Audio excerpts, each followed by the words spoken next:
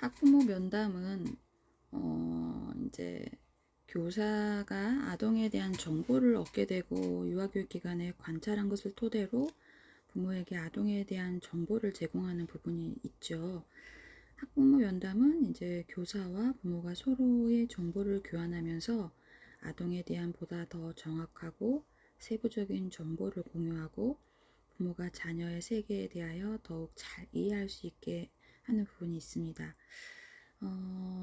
이러한 면담을 통해서 학부모들은 아동에 대한 올바른 이해를 갖고 유아교육기관과 교사, 기관의 철학, 교사의 교수 방법에 대한 신뢰감을 갖게 되죠. 교사는 아동을 지도하는 데 있어 방향을 설정하고 유아교육기관과 가정의 연계를 통해서 일관성 있는 교육을 이끌어갈 수 있습니다. 면담의 이제 유형을 살펴보면 개인 면담이 있고 집단 면담이 있습니다. 이제 개인 면담 같은 경우는 교사와 부모가 대면하여서 아동의 생활과 문제 행동에 대해 상호 의견을 교환하여서 아동이 바람직한 방향으로 성장할 수 있도록 돕는 활동이 됩니다. 가정과 기관의 자연스러운 연계 활동을 통하여 아동의 어려운 문제를 찾아내고 또 아동이 바르게 성장할 수 있도록 돕습니다. 개인 면담에서는 대부분의 아동 발달에 대한 기록을 가지고 발달 정도와 특별한 사항에 대하여 학부모와 개별적으로 면담을 하겠죠. 집단 면담 같은 경우는 학급에 따라서 대집단, 소집단으로 나누어 이제 학부모들과 함께 이야기를 나누고 의견을 교환하게 됩니다. 보통 저도 이제 영화반 같은 경우는 수가 많지 않으니까 개별 면담을 하고 집단 면담 같은 경우는 유치반에서 이제 그 초등학교 가기 전 그래서 그 초등학교의 교장선생님이나 초등학교 현장에 계시는 담당 선생님을 모셔다가 간담회, 간단한 담소를 나누는 그래서 그런 학교 가기 전에 부모로서 어떤 준비를 해주는 게 아이들이 좋은지 예를 들면 화장실 사용하는 것도 되게 어려워해요. 학교에 그 화장실 변기의 모양에 따라서 아이들이 소변 실수를 많이 하고 참아보려고 안 가고 막 이런 부분이 있기 때문에 그래서 그런 이야기들도 되게 자세하게 초등학교 선생님들이 해주시더라고요. 그래서 집단 면담 실시 시 학부모 간의 긍정적인 분위기를 조성해주고 기관 또는 학급에 대하여 간단하게 안내해주는 것도 바람직합니다. 또 집단 면담을 하게 된 이유와 집단 면담의 주제에 대해 설명한 후 진행하는 부분들이 필요하고요. 그렇다면 면담하는 이제 순서, 절차 이런 부분들을 한번 살펴볼게요. 사전 준비가 필요합니다. 면담의 목적, 대상, 시기 결정. 그래서 그 면담의 목적에 따라서 개인 면담과 집단 면담, 정기 면담과 비정기 면담을 구분하게 됩니다. 개인 면담은 상반기, 하반기로 나누어서 연 2회 이상 실시하는 것이 바람직하고요. 보건복지부에서는 연 2회 이상 실시하라고 정해줍니다. 그래서 한두 번이 아니라 두 번은 꼭 해야 하는 부분이 있고요. 개인 면담 시에는 가능한 한 많은 부모가 참여할 수 있도록 하는 것이 바람직하고 면담 장소는 조용하고 편안한 분위기를 만들어 주어 대화에 방해가 되지 않도록 합니다. 상반기에는 자녀에 대한 이해와 유아교육기관의 교육 방침 이런 것들을 이해할 수 있도록 안내가 필요하고 부모와 교사 모두가 서로에게 도움이 될 수 있도록 하는 시간을 갖겠죠. 그래서 이제 집단 면담 같은 경우는 문제 행동 여러 가지가 있겠죠. 노래관계, 연령별 적합한 놀잇감, 바람직한 습관, 특수한 상황 이런 것들이 발생했을 때 전문가에게 요청하여 이제 도움을 받는 게 필요하겠죠. 그래서 이제 그 2월 초 아니면 1월 정도에 1월 중 이제 뭐 명절이 끼어 있는 걸 피해서 그래서 초등학교 간담회 같은 것들을 집단 면담을 통해서 했더니 되게 도움이 많이 되셨다는 이야기들을 좀 이제 담임 교사가 할 수 있는 부분은 아니잖아요. 초등학교 교사가 아니니까. 그래서 외부 전문가를 모셔다가 그런 특수한 상황에 맞게 도움을 주고받는 건 필요하다고 생각이 듭니다. 그래서 이제 그 초등학교 선생님을 모신다거나 그 외래 강사에 대한 일정 또 강의료 이런 것들을 또 공유할 수 있는 사전 준비가 필요하겠죠. 그래서 저희 예산에서 이제 집행할 수 있는 강의료는 뭐 시간당 20만 원 정도. 그래서 집행할 수 있는 부분들이 어느 정도 있는지 교사는 원장하고 협의를 해야 되는 부분이 있습니다. 정기 면담은 기간에 따라 연중 행사로 계획하여 정해진 시기에 이루어지고 주로 또 모든 아동의 객관적인 정보를 부모에게 제공하게 됩니다. 그래서 비정기적인 면담은 일상생활 중 유아의 생활에 대해 수시로 면담하는 방법으로 아동이 특별한 행동 문제를 보였을 경우나 부모의 요청에 의해 이루어지는 경우가 많습니다. 면담 자료를 준비하는 것은 이제 면담을 준비하기 위해서 아동에 대한 변화 과정 이런 것들을 볼 수 있는 관찰 기록, 활동 결과물, 포트폴리오가 되겠죠. 이런 것들을 준비합니다. 면담 시간 확인 이런 장소도 준비를 해야 되는데요. 면담에 대한 그런 좀 방해받지 않은 시간들을 이제 그 공간들이 있는데 그래서 또 우리 반만 면담을 하는 게 아니라 다른 반에서도 면담을 한참 하는 시기이기 때문에 그 공간에 대한 시간표들을 조금 선점하셔서 또 협의를 하시고 다른 교사들하고 이야기를 해서 충분히 조금 아늑하고 밀폐된 공간에서 기민하게 이야기할 수 있는 부분들이 필요할 것입니다.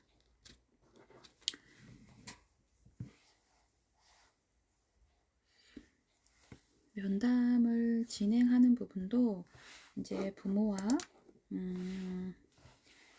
인사 나누고 밝고 긍정적인 표정으로 또 처음에 부모하고 면담할 때 되게 긴장되고 떨려요. 그런데 이제 하다 보면 요령이 생겨서 그렇게 막 긴장할 이유는 없는데 제가 되게 긴장했던 면담이 있었는데 그 부모님들이 또 예민하시기도 하고 또 워낙 전문가이시기도 하셨어요. 저희 지금 그 2분 반, 저가 이제 2분 반 여러분 만나고 있고 1분 반 교수님 같은 경우도 본인이 유아교육과에 강의를 하고 또 유아교육을 박사과정까지 공부한 이제 학자로서 사실 자기 아이들 유치원에서 상담 면담을 갈 때도 본인이 무슨 일을 하는지 말하지 않는다고 하더라고요. 선생님이 부담 느낄까봐. 근데 제가 경험했던 학부모 중에 소아과 의사셨던 학부모가 계셨거든요. 영아반 때. 그래서 발달이라든지 이런 정서 이런 부분들을 저보다 더 의학적으로 전문 지식을 갖추고 계셨던 학부모님이 계셔가지고 되게 긴장했던 기억이 나요.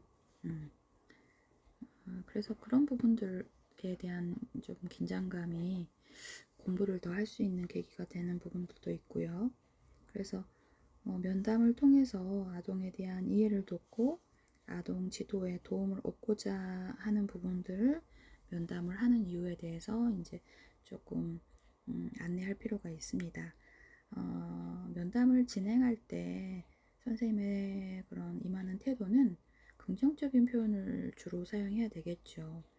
예를 들면 이것도 안 되고 이것도 힘들어하고 얘 때문에 친구들이 힘들어하고 이런 얘기를 너무 노골적으로 할 필요는 없습니다.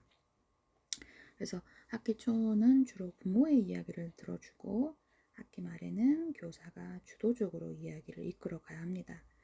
그만큼 여러분들의 이제 또 시간적인 경험치가 쌓여서 짬바라는 게 쌓여서 또 여러분들이 부모님들한테 주도적으로 이야기할 수 있는 시간들이 또 2학기에 준비를 하고 또 기다려야 되는 부분이 있겠죠.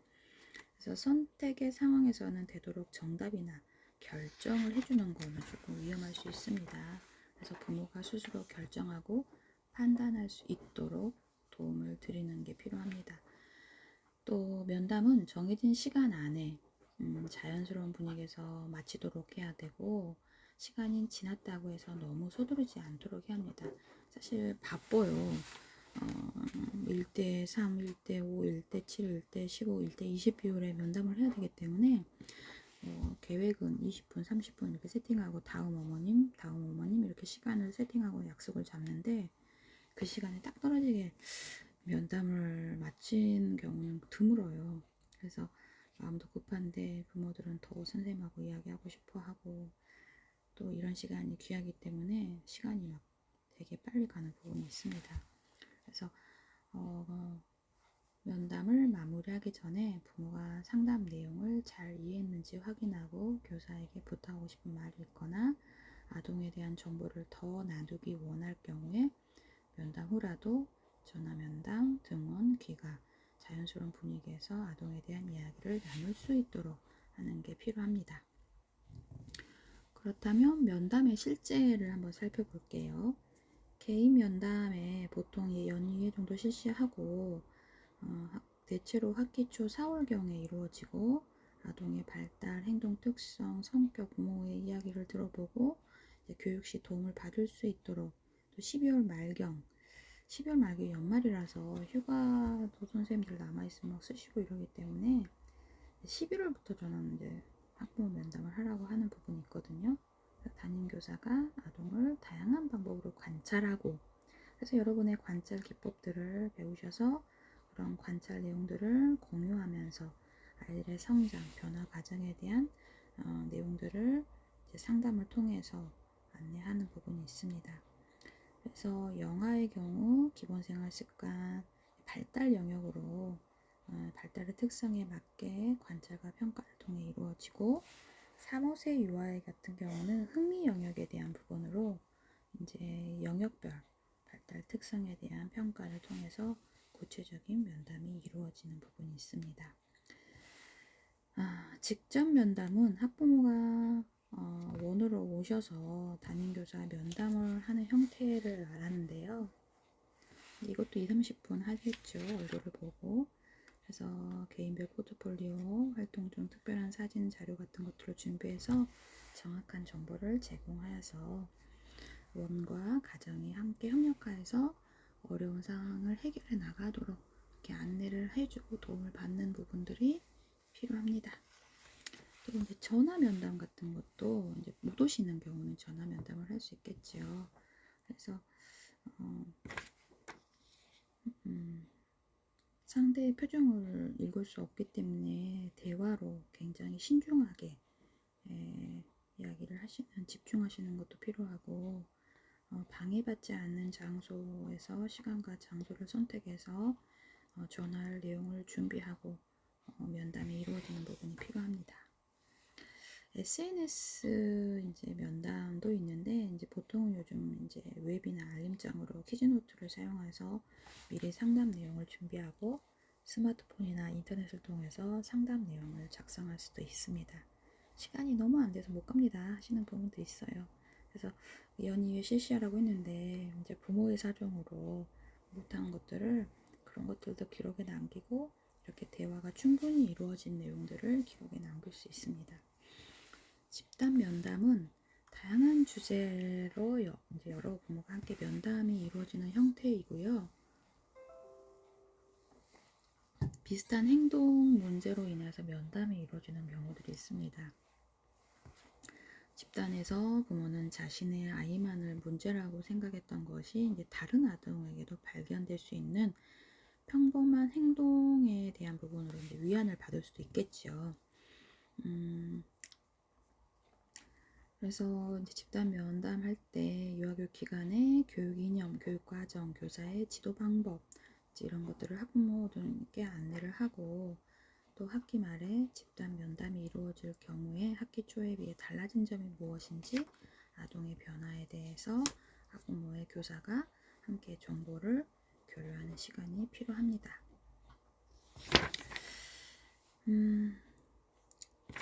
그 평가 인증, 평가제에 따른 부모와의 개별 면담에 관한 체크리스트가 있는데요. 들려드릴게요.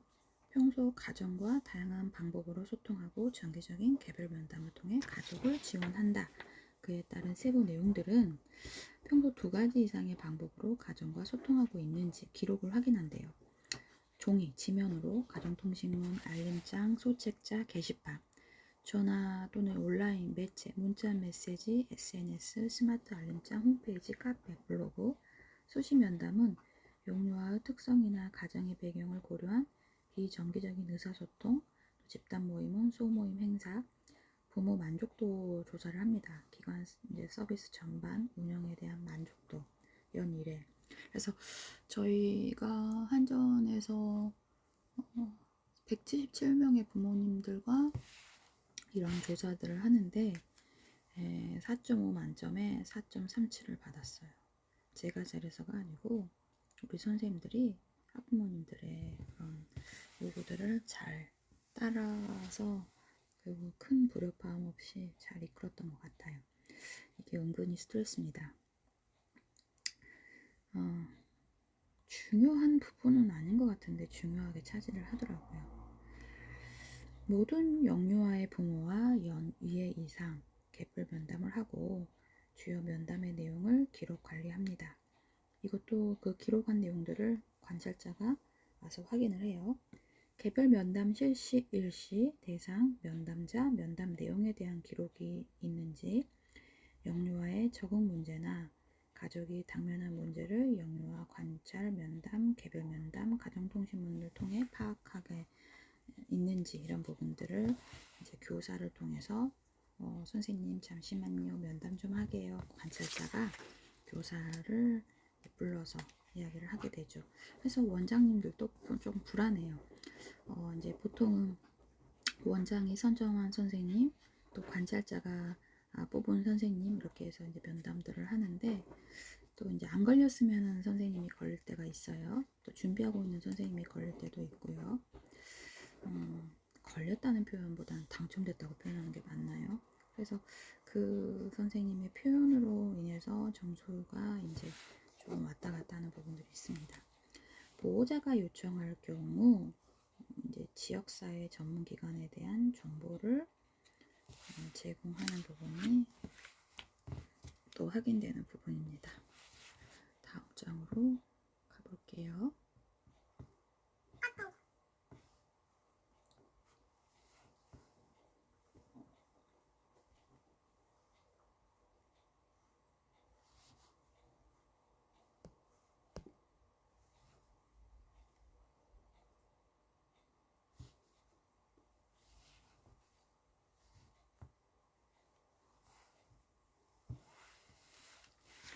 11장은 그 연령별 교육과정에 따른 현장에 대한 사례들이 좀 나와요.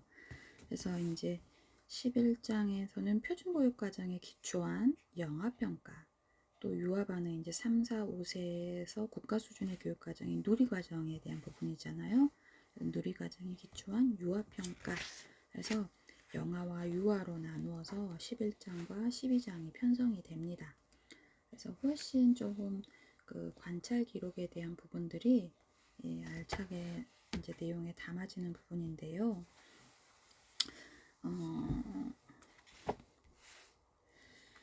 그래서 이제 국가 수준의 교육 과정인 예전에 이제 유치원에서는 유치원 교육 과정을 쓰고 어린이집은 그런 교육 과정이 없었을 시절에 이제 어린이집은 아래 기관으로 부시받았던 시절이 있었어요. 근데 이제 15년이라는 세월이 지나면서 4차 표준보육과정이 이제 현장에서 적용되고 있는 부분이 있고, 여러분들도 현장에 나가시면 유치원은 7차, 어린이집은 4차 표준보육과정에 대한 부분. 그래서 이제 제가 유아교육을 4년, 석사 2년 반, 박사과정 이렇게 해서 9년 가까이 학교를 다녔는데, 영아에 대한 범주는 영유아 발달만 배우고 영아에 대한 부분은 사실 삼성어린이집이라는 곳에서 영아반에 대한 부분을 또 이제 경험하면서 공부를 새로 했던 부분들이 있어요. 그래서 영아를 잘 모르시는 게 당연하고, 제가 박사 논문이 좀 늦어졌던 게 지도 교수님이 유아교육과 교수님이다 보니까 석사 논문은 1세에 대해 썼고 박사는 만 2세에 대해 썼거든요. 그래서 영아에 대해서 쓰고 싶습니다 라고 했을 때 지도 교수님께서 되게 이제 유명하신 또 분이시기도 했지만 나는 영화를 잘 모른다 라고 하시더라고요. 그래서 그만큼 영화의 범위를 유아교육과가 이제 많이 외면한 부분이 좀 있어요. 보육학과는 이제 여러 사회복지과라든지 영아의 범주를 포함해서 배우고 학습을 하기도 하는데, 그래서 표준보육과정이라는 큰 덩어리가 있고 그 이제 거기에 3, 4, 5세라는 누리과정이 포함된 부분으로 이해하시면 될 것 같고, 11장에서는 영아평가 평가에 대한 부분, 그래서 보육과정의 목표와 내용 이런 것들을 바탕으로 영화의 특성과 변화 정도를 주기적으로 기록하고 평가하는 부분이 필요하다는 것입니다. 그래서 일상생활과 보육과정 활동 전반에 걸쳐 관찰하고 그에 따른 평가가 이루어지는데 영화의 지식, 기술, 태도를 평가하게 됩니다. 작년에 여러분 선배 이제 누구라고 말하기는 좀 그렇지만 되게 제가 좀 관심 있게 지켜봤던 여러분 선배가 있는데, 그래서 취업이 어디로 됐느냐, 어디로 가느냐 물어봤더니 그냥 집 근처에 있는 가정어린이집을 간다고 하더라고요. 그래서 집이 어딘데 물어봤더니 이제 순창이라고 하더라고요. 그래서 순창에 뭐 사립도 있고 사립유치원도 있고 또 뭐 공립어린이집도 있고 분명히 있을 텐데 가정어린이집을 선택한 이유가 있을 거예요. 나쁘다고 표현할 수는 없지만, 그래서 가정어린이집을 포커스로 맞추어서 수업을 하진 않지만 그 이야기가 뭐냐면 가정어린이집은 보통 영화반만 보육을 하거든요. 아파트 단지 안에 있는 조그만한. 그래서 영화에 대한 범주도 여러분이 학습을 하시는 게 내가 어떤 연령을 맞더라도 딱 그 연령 잘 모르는 데가 아니라, 예전에 제가 유아교육을 나왔을 때는 영화반 몰라도 됐었던 부분이라면 지금은 영화와 유아를 좀 함께 배우는 그런 게 필요한 부분이라서 11장은 영화에 대한 파트이기 때문에 좀 많이 다루지 않았던 기존의 유아교육 학문에서 배제되었던 부분이 있다면 지금은 여러분이 함께 포함해서 조금 습득해야 할 부분입니다. 그래서 11장은 표준 보육 과정에서 기본 생활 영역, 신체 운동 영역, 의사소통 영역, 또 사회관계, 예술 경험, 자연 탐구 영역, 성격 이런 것들을 이해하고 내용 범주, 내용, 세부 내용에 대한 영화 평가에 대한 부분이 조금 중요한 부분이기도 합니다. 그래서 표준보육과정이라고 하면 이제 건강하고 안전한 일상생활을 경험하고 감각 기본 신체 운동을 기르고 말소리를 구분하고 의사소통의 기초를 마련하는 가장 기본적인 부분이기도 하죠. 그래서 표준보육과정은 기본생활, 신체운동, 사회관계, 의사소통, 자연탐구, 예술경험의 6개의 영역으로 이루어지고, 표준보육과정의 영화평가는 이제 그러한 영화의 특성과 변화 정도를 평가하는 것입니다. 그래서 지식, 기술, 태도를 평가하고 일상생활과 보육과정 활동 전반에 걸쳐서 이제 평가를 하게 되고, 관찰, 활동, 결과물을 분석하고 부모 면담 등 다양한 방법을 사용하여 종합적으로 평가하고 그 결과를 기록하게 됩니다. 평가 결과는 영화에 대한 이해와 표준 보육과정 운영 개선, 부모 면담 자료를 활용하게 됩니다. 그래서 영일세 보육과정이라고 해서 성격, 목표, 신체활동 이런 부분들이 각 6개의 영역별로 안내가 되고 있는데, 표준보육과정에 대한 내용들을 제가 다 일일이 살펴드릴 수는 없고 284페이지에 기본생활 영역의 이수준 해가지고 몸을 깨끗이 하기, 즐겁게 먹기, 건강한 일상생활하기, 안전하게 지내기 이런 내용 범주에서 이제 그런 세부 내용들이 4가지로, 또 그에 따른 세부 내용들이 조금 더 자세하게 기분이 깨끗해졌을 때 도움을 알고 도움을 받아 손을 씻고 또 도움을 받아서 이를 닦고 이유식에 적응하고 즐겁게 먹고 이런 것들이 내용 범주와 내용과 세부 내용으로 각각이 자세하게 안내가 되고 있어요. 병설 유치원처럼 이걸 하나하나 다 외우고 시험 보는 부분은 전혀 없고요. 교사가 그에 따른 그 영역 6가지에 대한 영역을 어느 정도 인지하고 그에 따라서 이 지식, 기술, 태도를 애들이 잘 할 수 있는지에 대한 부분을 세부 평가로 할 수 있다는 정도로만 이해하시면 될 것 같아요.